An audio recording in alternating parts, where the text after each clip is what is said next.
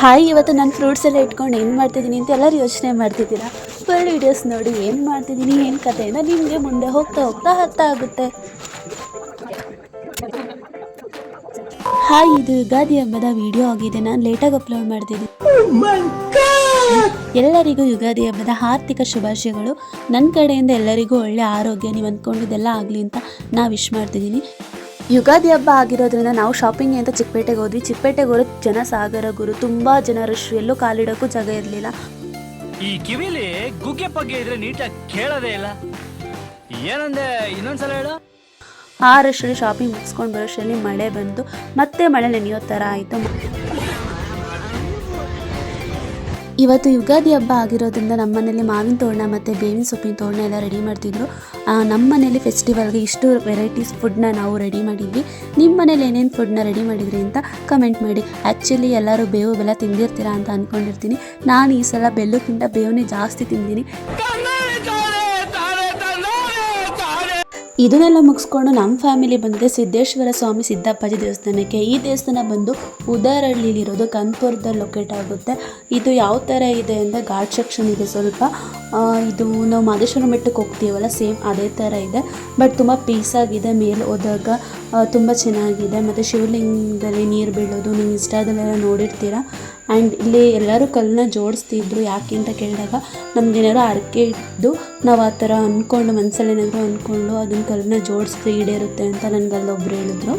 ಹಾಗಾಗಿ ಇಲ್ಲಿ ಪ್ರತಿಯೊಬ್ಬರು ಕಲ್ಲನ್ನ ಈ ಥರ ಜೋಡಿಸಿರ್ತಾರೆ. ಅಂದರೆ ಲಗೋರಿ ಆಡುವಾಗ ಜೋಡಿಸಿರ್ತಾರಲ್ಲ ಆ ಟೈಪ್ ಇದರಲ್ಲಿ ಜೋಡಿಸಿರ್ತಾರೆ. ಮತ್ತು ಅಲ್ಲಿ ಸನ್ಸೆಟ್ ತುಂಬ ಚೆನ್ನಾಗಿದೆ. ಆ್ಯಂಡ್ ವ್ಯೂ ಸಹ ನೋಡ್ಬೋದು, ತುಂಬ ಚೆನ್ನಾಗಿದೆ. ರೋಡ್ ಮಾತ್ರ ಘಾಟ್ ಸೆಕ್ಷನ್ ಥರ ಇದೆ. ಸುತ್ಕೊಂಡು ನಮ್ಮ ಮಹದೇಶ್ವರ ಬೆಟ್ಟಕ್ಕೆ ಹೇಗೆ ಹೋಗ್ತೀವಿ ಅಲ್ಲಿ ಲೊಕೇಶನ್ ಇದೆ, ತುಂಬ ಚೆನ್ನಾಗಿದೆ ಅಂತ ನಾನು ಇದಕ್ಕೂ ಮುಂಚೆ ಯಾರಾದರೂ ಫೋಟೋಸ್ ತೊಗೊಂಡ್ರೆ ಕಮೆಂಟ್ ಮಾಡಿ. ಮತ್ತು ತುಂಬ ಹಸಿವಾಗ್ತಿತ್ತು ಅಂದ್ಬಿಟ್ಟು ಅಲ್ಲೇ ಸಿಗೋ ಪಾನಿಪುರಿ ಮತ್ತು ಕಬ್ಬಿನ ಜ್ಯೂಸ್ ತೊಗೊಂಡಿದ್ವಿ. ನಿಮಗೆ ಮೇಲ್ಗಡೆ ಹೋದಾಗ ಅಲ್ಲೇ ನಿಮಗೆಲ್ಲ ರೀತಿ ವಾಟರು, ಜ್ಯೂಸು, ಪಾನಿಪುರಿ, ಚುರ್ಮುರಿ ಪ್ರತಿಯೊಂದು ಅಲ್ಲೇ ಸಿಗುತ್ತೆ. ಹಬ್ಬದ ಜೊತೆಗೆ ನಮ್ಮ ಸಿಸ್ಟರ್ ಬರ್ತ್ಡೇ ಕೂಡ ಆಗಿತ್ತು ಇವತ್ತು. ಹಂಗಾಗಿ ನಾನಿವತ್ತು ಫ್ರೂಟ್ಸಿಂದ ಒಂದು ಡಿಫ್ರೆಂಟ್ ಸ್ಟೈಲಾಗಿ ಯಾವುದಾದ್ರು ಒಂದು ಗಿಫ್ಟನ್ನ ತಯಾರು ಮಾಡೋಣ ಅಂತ ಮಾಡ್ತಿದ್ದೀನಿ. ಅದಕ್ಕೆ ಆ್ಯಪಲ್ಲು, ಕ್ಯಾರೆಟು, ಬನಾನಾ ಆ್ಯಂಡ್ ಗೋಡಂಬಿ ಇಷ್ಟು ಫ್ರೂಟ್ಸಿಂದ ಒಂದು ಡಿಫ್ರೆಂಟ್ ಸ್ಟೈಲ್ ಮಾಡಿ ಅದರಲ್ಲಿ ಏನಾದ್ರು ಗಿಫ್ಟ್ ಮಾಡೋಣ ಅಂತ ಮಾಡ್ತಿದ್ದೀನಿ. ಫುಲ್ ವೀಡಿಯೋಸ್ ನೋಡಿ ಅದು ಯಾವ ಥರ ಬಂತು ಏನು ಅಂತ ನಾನು ನಿಮಗೆ ತಿಳಿಸ್ತೀನಿ. ಫೈನಲ್ ಲುಕ್ ಈ ಥರ ಬಂತು. ಇದಕ್ಕೆ ಸ್ವಲ್ಪ ಇನ್ನೂ ಡೆಕೋರೇಷನ್ ಮಾಡ್ತಿದ್ದೀನಿ.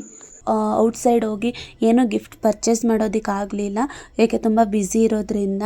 ಮತ್ತು ಹಬ್ಬಕ್ಕೂ ಪ್ರಿಪ್ರೇಷನ್ ಮಾಡ್ಕೋಬೇಕಾಗಿತ್ತು. ಹಂಗಾಗಿ ನಾನೇ ಮನೇಲಿರೋ ಫ್ರೂಟ್ಸಿಂದ ಈ ಥರ ಒಂದು ಕೇಕ್ನ ರೆಡಿ ಮಾಡಿದೆ. ಇದು ನಮ್ಮ ಸಿಸ್ಟರ್ಗೆ ಇಷ್ಟ ಆಗುತ್ತೆ ಅಂತ ಅಂದ್ಕೊಂಡು ನಾನು ರೆಡಿ ಮಾಡಿದ್ದೀನಿ. ನೋಡೋಣ ಅವ್ರ ರಿಯಾಕ್ಷನ್ ಹೇಗಿರುತ್ತೆ ಅಂತ.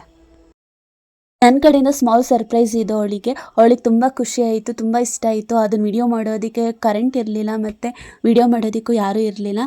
ಹಂಗಾಗಿ ಆ ವಿಡಿಯೋ ಮಿಸ್ ಆಗಿದೆ. ಬಟ್ ಅವಳಿಗೆ ಇಷ್ಟ ಆಯಿತು, ಅವಳಿಗೆ ಖುಷಿ ಆಯಿತು, ಅಷ್ಟು ಸಾಕಾಯಿತು ನನಗೆ.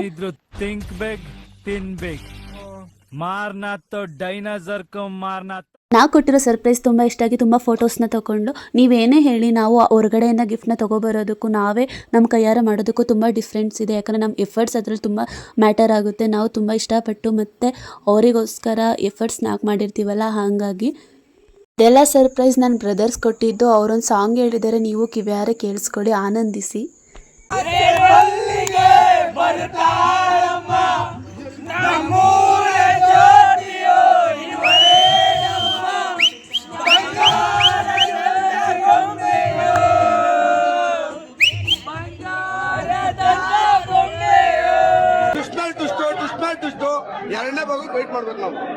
ನಿಮಗೂ ನಾನು ಕೊಟ್ಟಿರೋ ಸರ್ಪ್ರೈಸ್ ಇಷ್ಟ ಆಗಿದ್ರೆ ಪ್ಲೀಸ್ ಲೈಕ್ ಮಾಡಿ, ಕಮೆಂಟ್ ಮಾಡಿ. ನೆಕ್ಸ್ಟ್ ವಿಡಿಯೋದಲ್ಲಿ ಸಿಗೋಣ. ಬಾಯ್.